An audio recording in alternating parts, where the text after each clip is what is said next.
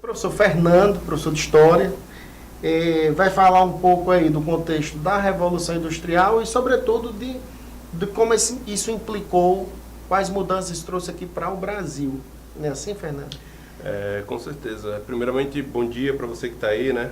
Espero que o Natal tenha sido muito bom. Vamos conversar um pouco, né, sobre a Revolução Industrial, conversar um pouco sobre essas implicações dentro do nosso território brasileiro, porque para que a gente possa compreender a história, a gente precisa compreender não somente Brasil ou não somente geral, mas tudo está parte de um processo interligado. A pandemia mostra isso, né? Com certeza.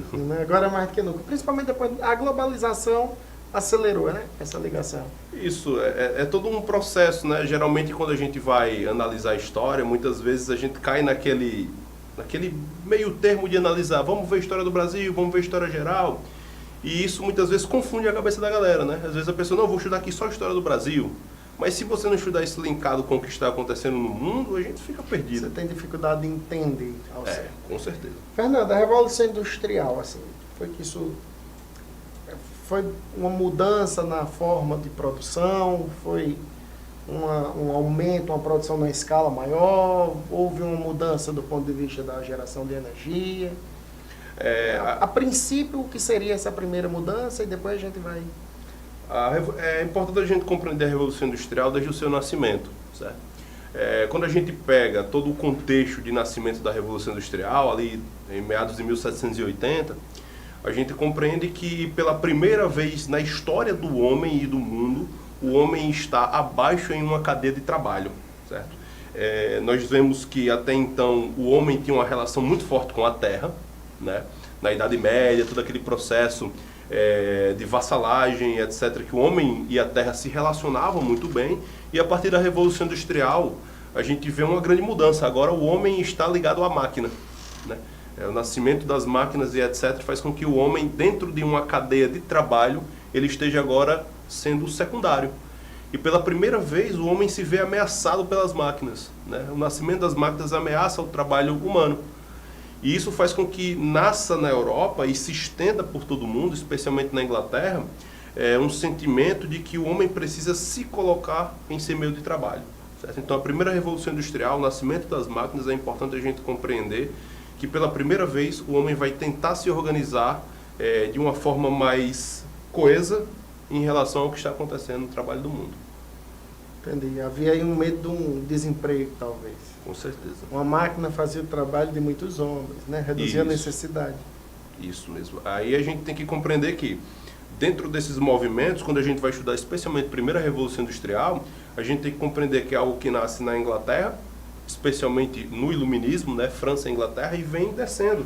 As revoluções inglesas do século XVII, elas mostram muito isso, né? Que é o puritanismo do Oliver Cromwell, entre outras revoluções que acontecem na Inglaterra, vai começando um processo da Inglaterra se modificar, porque era necessário. A criação de estados nacionais fomentam isso, né? Trazem essa mentalidade de um processo agora mais revolucionário em relação à tecnologia. Então a gente vai ter que lidar com a tecnologia e saber lidar numa relação entre homem e máquina, que a gente vê muito hoje, né? Hoje a gente não praticamente sobrevive sem um celular. Verdade. Que é uma máquina, né? Que é esse processo de globalização que a gente vai entender posteriormente. Fernanda, é interessante que assim,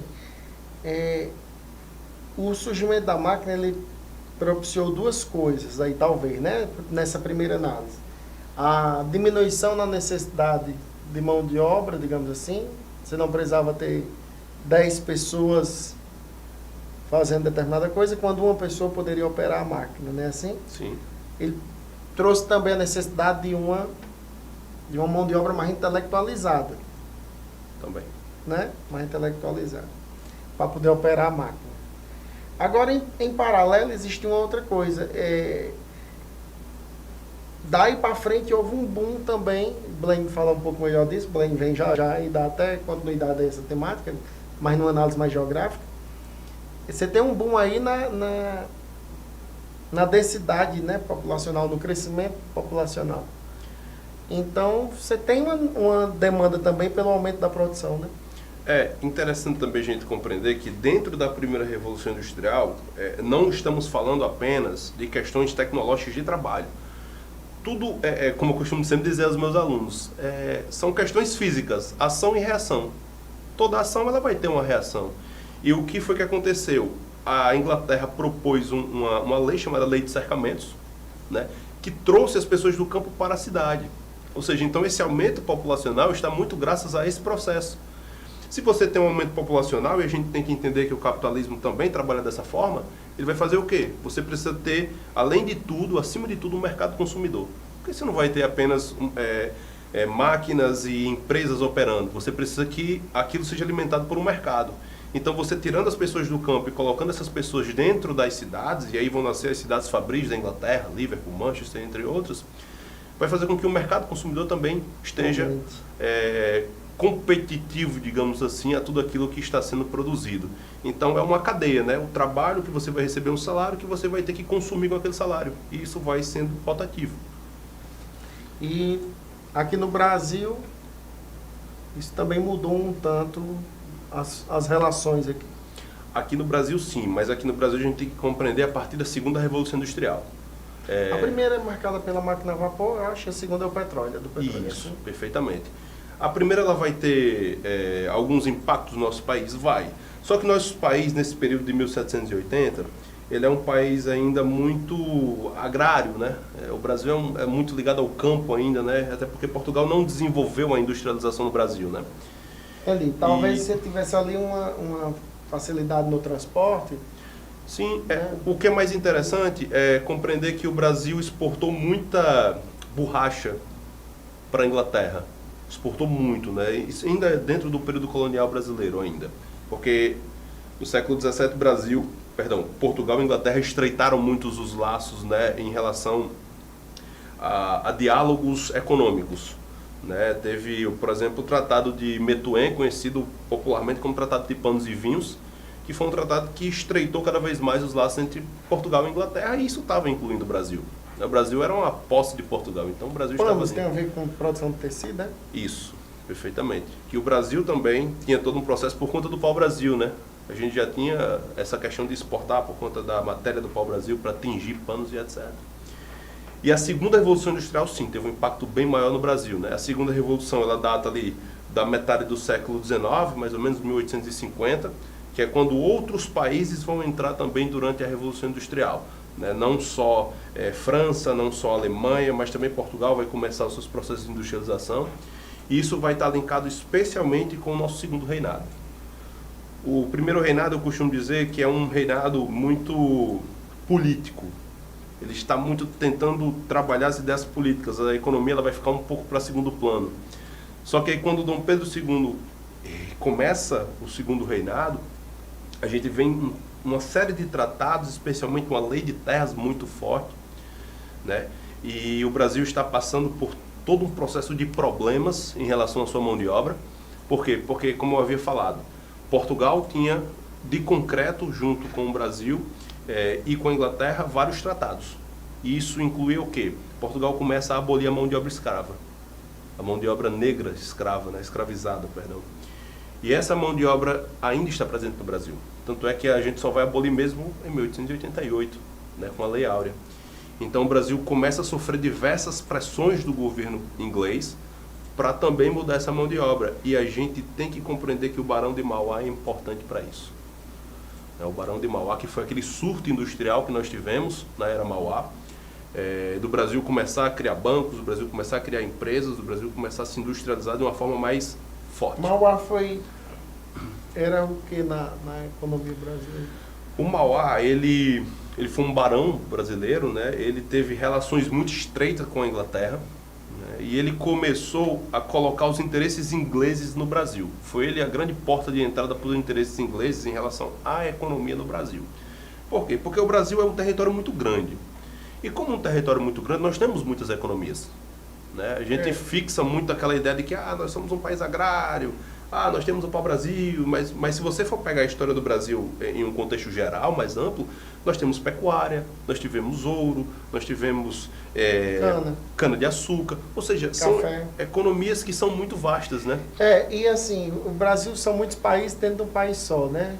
E aí, se você tem uma coisa que a gente está aqui no Nordeste, acaba que Mas quando você fala do ciclo da borracha, por exemplo, isso a gente coloca no segundo plano, mas para um determinado grupo de brasileiros, talvez isso tenha sido a coisa mais relevante que existiu.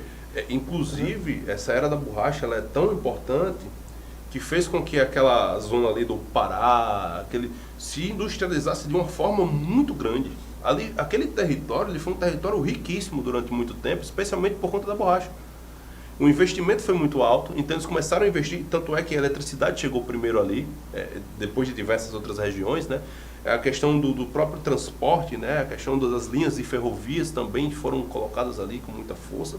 Então, por exemplo, para nós nordestinos, compreender a economia é compreender o açúcar. Porque o açúcar ela foi uma economia muito forte, né?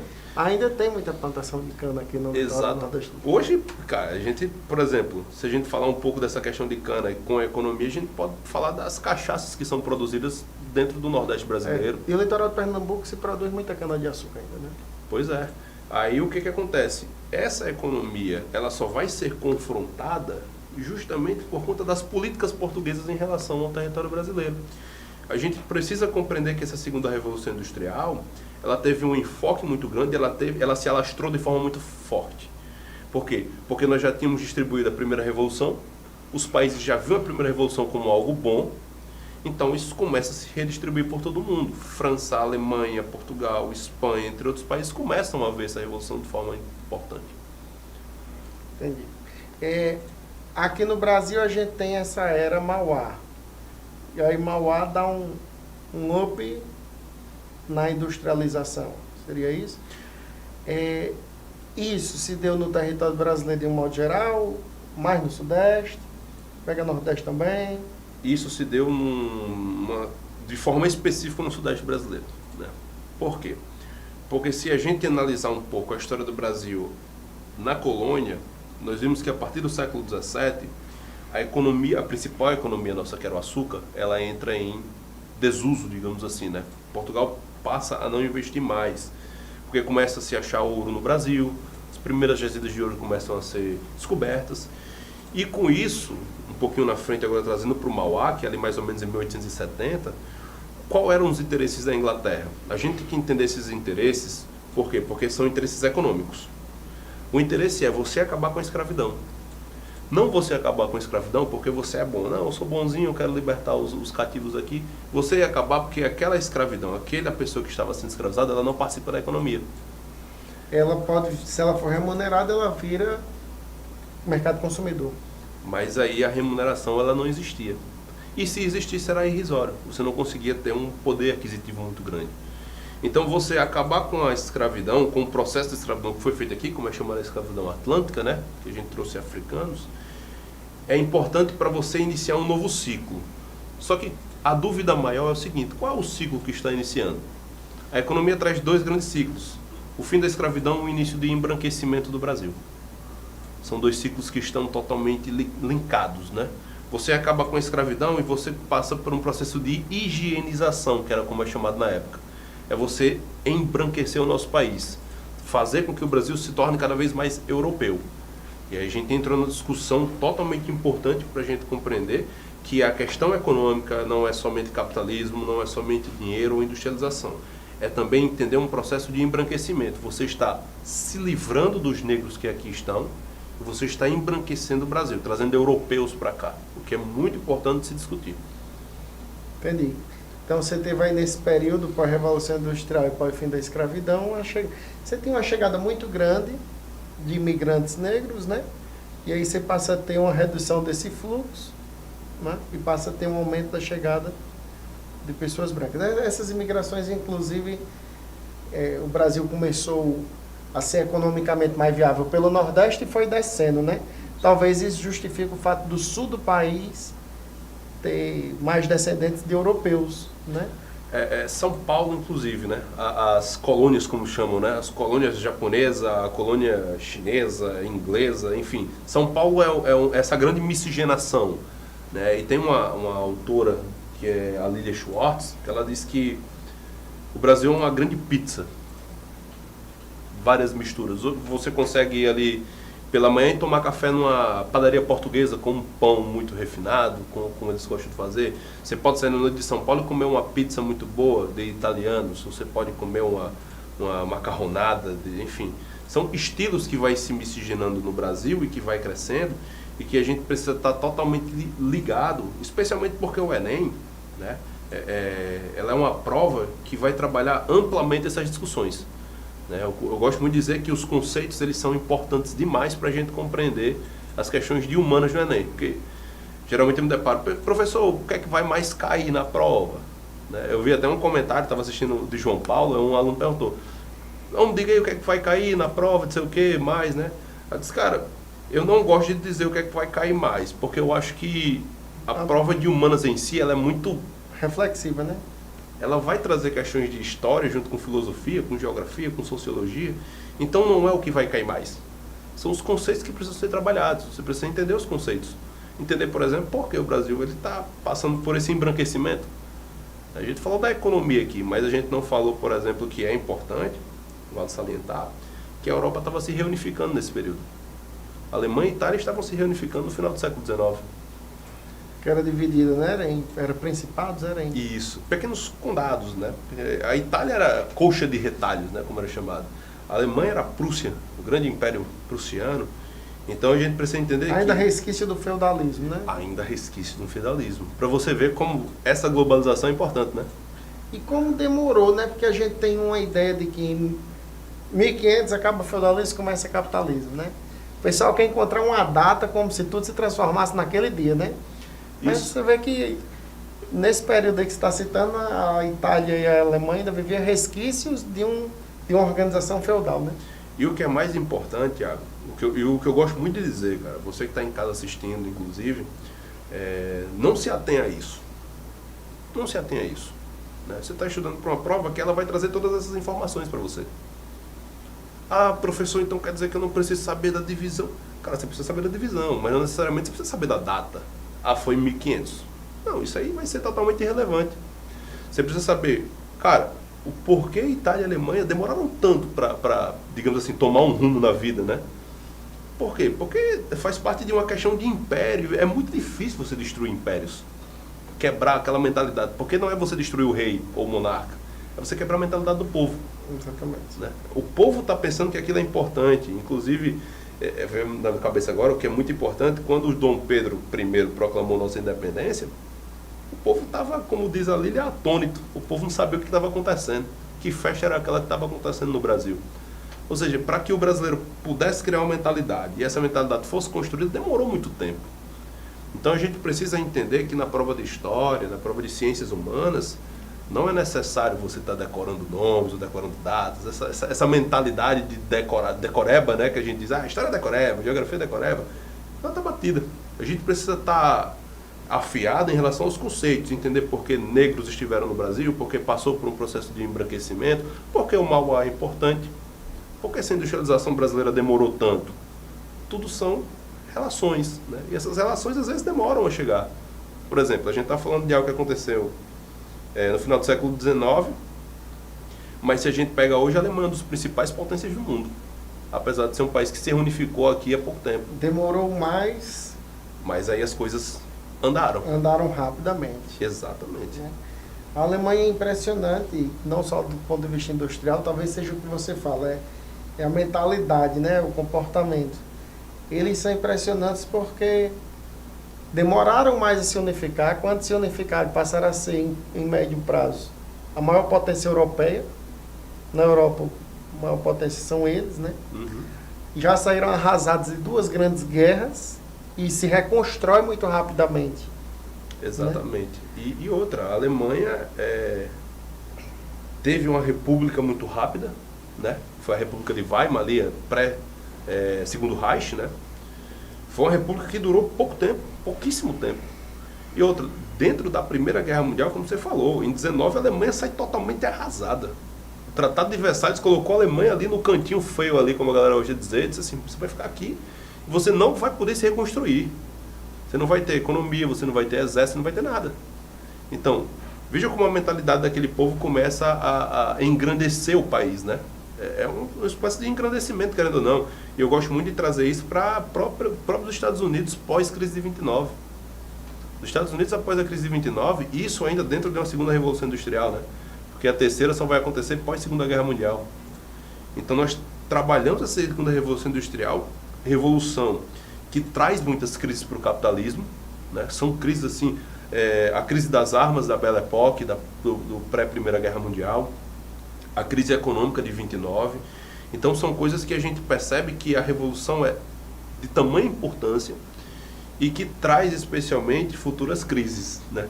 Eu acho que revoluções elas também têm esses contrapontos que são as grandes crises, que Blaine vai falar muito bem, que são as crises do petróleo da década de 70. Ou seja, como você falou no início, a globalização ela é importante e veja como a globalização ela está dentro. A gente vai estar estudando Oriente Médio. E a importância do petróleo do Oriente Médio para todas as potências, não só capitalistas, mas também socialistas. A própria União Soviética precisa disso também, os planos quinquenais lá do Estado são isso. Tentativa de recuperação econômica. Né? Fernando, então para a gente sintetizar, a gente tem a questão da era Mauá no Brasil, mas um reflexo ali do comportamento inglês da pós-revolução industrial, né? Isso reflete também no processo uma certa pressão para o fim da escravização negra, né? Isso. Uma mudança nas migrações para o Brasil, a gente deixa de receber pessoas negras e passa a receber mais brancos, né? Certamente tem muitos reflexos no processo de urbanização, e aí Blaine conversa até melhor sobre essa temática. E na borracha e no desenvolvimento do Norte, o que foi que a gente teve? Eu não peguei direito o gancho quando você... Cara, a gente teve um processo de urbanização muito rápida, expansão urbana muito rápida, questão de ferrovias, construção de ferrovias, que era para o transporte justamente dessa borracha, né? E também a gente teve a chegada da eletricidade também de forma muito rápida, né? Como não foi em outros locais do Brasil. O desenvolvimento do Norte. Quando uma coisa começou a acontecer antes da Revolução Industrial, essa coisa acontecia a passos lentos, né? Quando uma coisa surge pós-Revolução Industrial, ela surge muito rapidamente, né? Isso, com certeza. Surge e se expande muito rapidamente. Até porque a gente está passando por um processo de que a comunicação ela está mais rápida. E quando a comunicação ela é mais rápida, né? Hoje instantânea, naquela época não tanto, né? Aí as coisas fluem, né? As coisas conseguem fluir com mais tranquilidade, digamos assim. Com mais velocidade também, né? Isso. Quando a informação chega rápido, todo o resto chega querendo rápido. Ou não, a gente está vivendo hoje uma revolução na era da informação, né?